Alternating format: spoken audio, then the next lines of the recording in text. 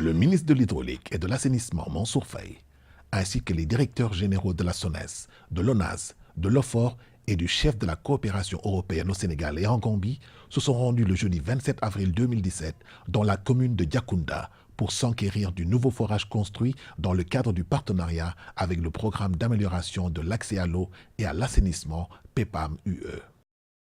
D'une enveloppe de 18 milliards de francs CFA, le programme PEPAM-UE va permettre la construction d'ouvrages hydrauliques et d'assainissement individuels et collectifs, ainsi que la réalisation de plans de gestion des ressources en eau.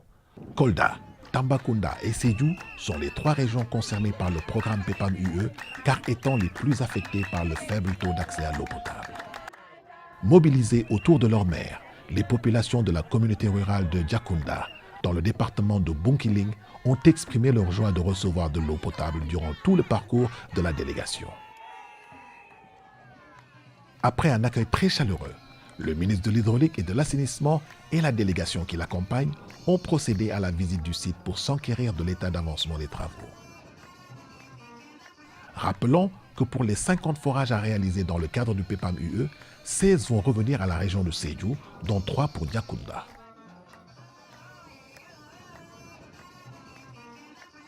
Le forage de Diamamboli à Diakounda est d'une profondeur de 136 mètres avec un débit de 64 mètres cubes heure. Le château d'eau d'une hauteur de 15 mètres dispose d'une capacité de 100 mètres cubes.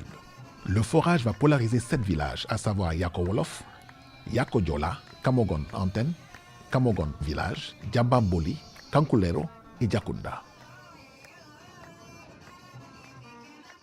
Dans son allocution, le maire de Diakounda a remercié vivement le gouvernement du Sénégal et l'Union européenne qui ont ainsi trouvé une solution à la forte demande en eau des populations. Il a également apprécié le niveau d'avancement des travaux. Nous sommes dans le site où les travaux sont les plus avancés, le site de Diakounda, mais j'ai aussi le forage de Nyoroki, le forage de Gengem. Je signale que ce forage que nous avons en face de nous va prendre en charge 8 villages. Celui de Nyoroki prend en charge 4 villages et le forage de Gengem prend en charge 5 villages. Donc, dans le décompte, je compte dire à tout le monde que ce sont 17 des 27 villages de la commune qui vont être servis en eau potable. C'est pourquoi je dis que pour le compte de l'Union européenne, il ne peut y avoir un maire qui puisse être satisfait du geste de l'Union européenne plus que le maire de Diakounda. Pour le chef de la coopération de l'Union européenne au Sénégal et en Gambie, l'Union européenne est très fière d'être à côté de l'État du Sénégal et de contribuer au bien-être des populations, surtout à celles des régions de Tambacounda, Kolda et Sédhiou, les plus déficitaires en matière d'accès à l'eau potable. Le PEPAM-UE est centré sur 3 régions, les régions de Sédhiou, de Kolda et de Tambacounda, parce que ce sont les régions où, pour l'instant, l'accès à l'eau est le plus faible. Ça va permettre de réduire les inégalités d'accès entre les régions. Ça va permettre d'améliorer la condition féminine en réduisant le temps consacré à la corvée d'eau pour permettre des activités génératrices de revenus. Le PEPAM-UE permet aussi aux jeunes filles d'aller à l'école et il réduit les maladies liées à l'eau, surtout chez les enfants de moins de 5 ans. Monsieur le ministre, mesdames, messieurs, c'est donc avec un très grand plaisir que je constate à vos côtés les effets directs des financements de l'Union européenne et le bonheur qu'il procure aux habitants de Diakounda et au-delà de Diakounda, des habitants des régions de Sédhiou, Kolda et Tambacounda. L'ouvrage que nous venons de visiter doit bénéficier de toute l'attention nécessaire afin d'en assurer la durabilité à travers une gestion et une maintenance professionnalisées, en accord avec la nouvelle politique de l'État mise en œuvre par l'OFOR. Comme l'affirme très souvent notre chef de délégation, qui malheureusement, comme il est malade, n'a pas pu venir aujourd'hui, le temps n'est plus à des paroles, mais à des réalisations concrètes. Ces réalisations sont donc des actions concrètes au bénéfice des populations et elle nous indique que le Sénégal est sur la bonne voie. Pour le ministre de l'Hydraulique et de l'Assainissement, Mansour Faye, l'accès à des conditions adéquates d'approvisionnement en eau potable constitue une option prioritaire à plus d'un titre et marque la volonté de l'État du Sénégal d'améliorer de manière significative les conditions de vie des ménages qui occupent une place importante dans le cadre du plan Sénégal émergent.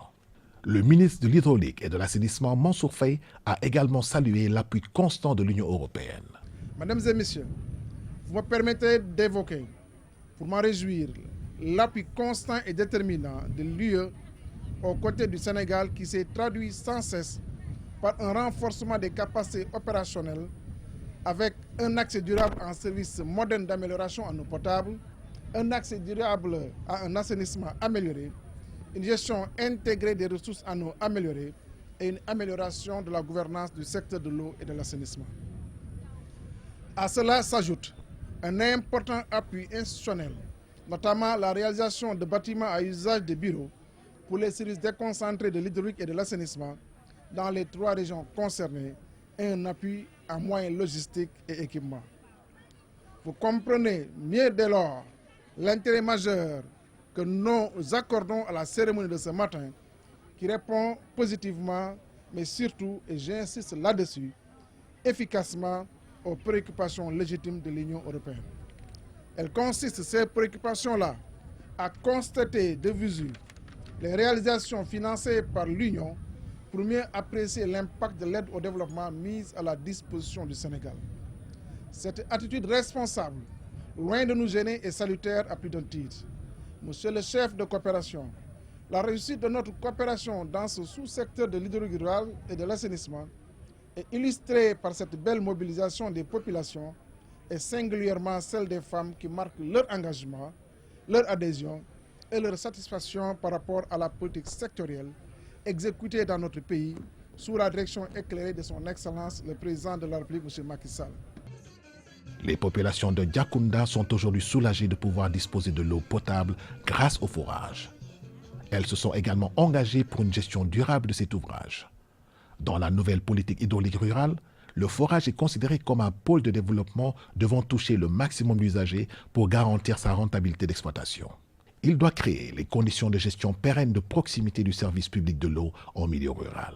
Dans cette gestion seront associés les usagers, les collectivités locales et les secteurs privés, avec la mise en place d'une délégation de services publics pour la professionnalisation du secteur.